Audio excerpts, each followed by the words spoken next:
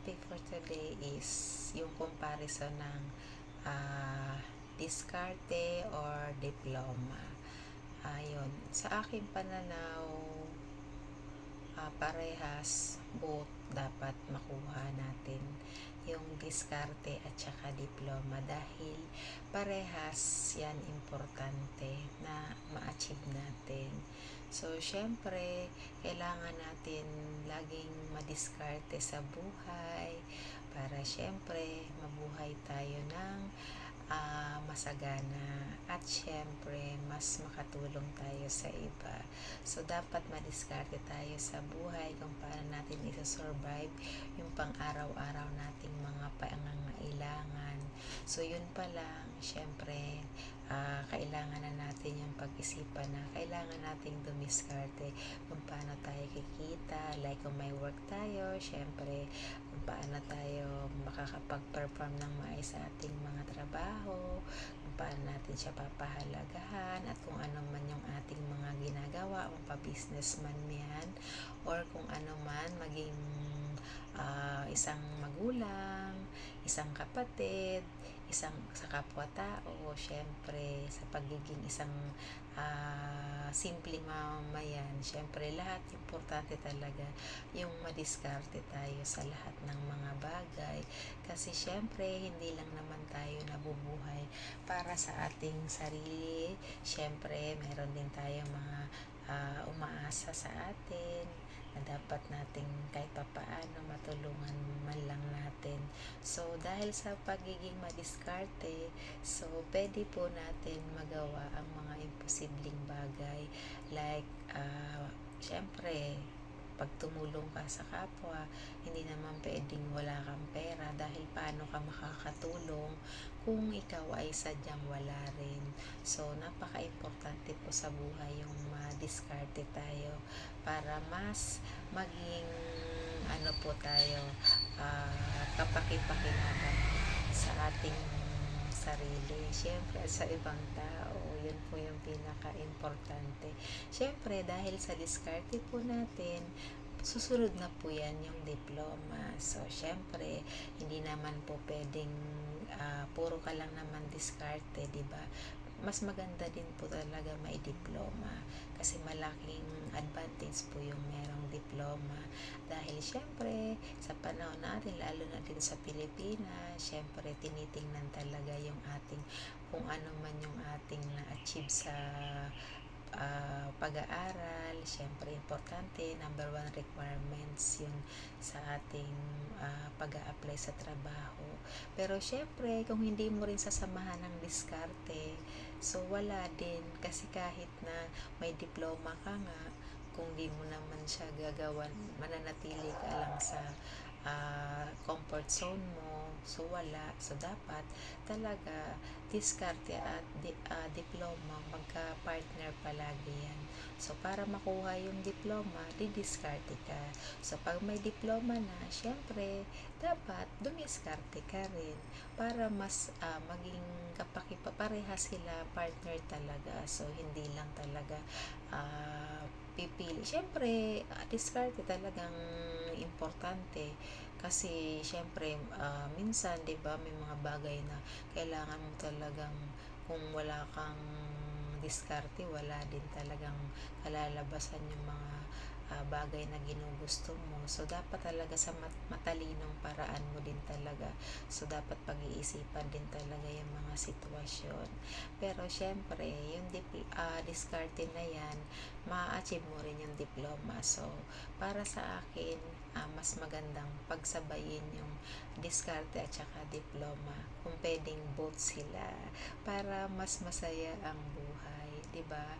Kasi syempre pag may diploma ka iba din talaga, tapos syempre pag may diploma ka continuous din naman talaga yung pag-aaral niyan, hindi ka naman talaga makukontento lang sa diploma lang. So yun, kailangan mo talaga siya into action. So lahat ng bagay nakukuha talaga sa kailangan talaga desisyong magaling. So yun, yung diskarte natin, kung paano natin i-handle sa situation. Siyempre, kailangan nating dumiskarte, like mag-apply ka ng trabaho, nakatapos ka na, may diploma. So, yun, wala kang pamasahe, wala kang pang-apply. So, syempre, diskarte ka kung paano ka makaipon ng pera or kung pwedeng makautang muna sa kapitbahay para lang makapunta sa iyong applyan. So, lahat ng bagay talagang kailangan ng didiskartehan para maging tayo,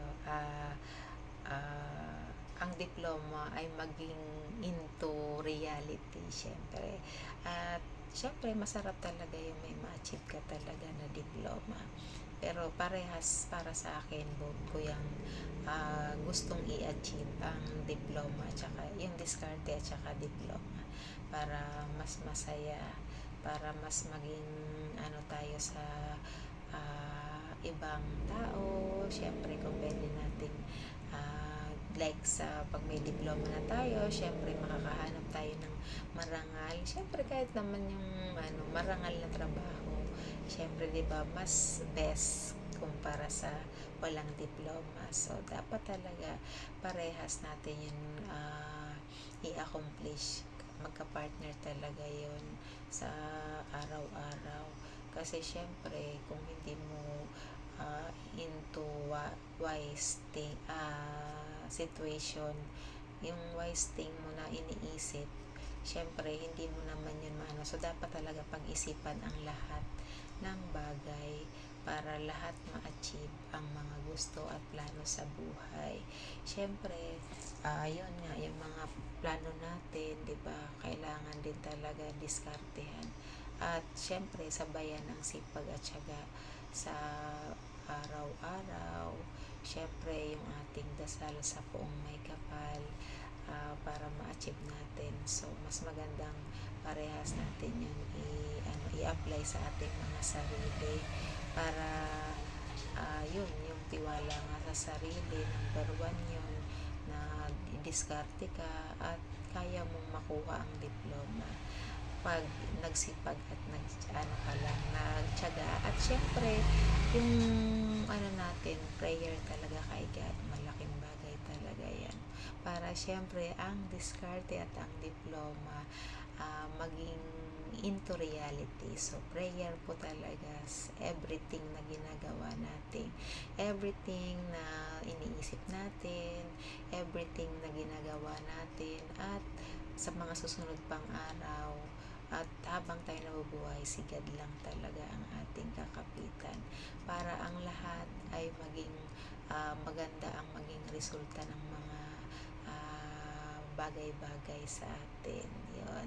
Siyempre, pag may dimiskarte ka, may diploma ka na, so dapat yun into action, into na kung pwedeng magkawang-gawa or something, dahil syempre may magandang trabaho ka na, so may chance ka na, mas may chance ka para tumulong para sa ibang tao. Syempre, yun, napaka-importante talaga niyang dalawang bagay na pagsabayin. Kailangan parehas talaga yan i-apply para mas maging maganda ang resulta. At syempre, makuha natin ang ating mga ginugol sa buhay na kung ano man yung ating mga pangarap, syempre, kailangan nating didiskartehan palagi yan. Diba? Kasi yun naman talaga yung importante para tayo ay ma-achieve natin ang diploma. So, diskarte at diploma, parehas natin yan dapat Pero, syempre, iba-iba naman yung natin, diba? So, yun. Ang na lang, syempre, para sa akin, yun yung kailangan kong pagsabayin para yung diskarte at diploma into reality. So, yun. Pagsasabayin ko yun para mas ma-achieve ko yung pangarap ko, para mas makatulong ako sa community ko or sa kapwa ko, or kung ano man ang mga iba pang gusto kong ma-achieve, siyempre.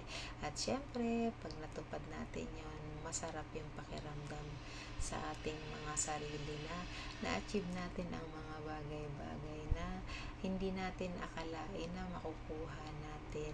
So, yun. Prayer, importante. So, yun lang. Naway may napulot kayo sa aking pananaw sa diskarte or diploma. Ayan. Hanggang sa muli. Maraming salamat po.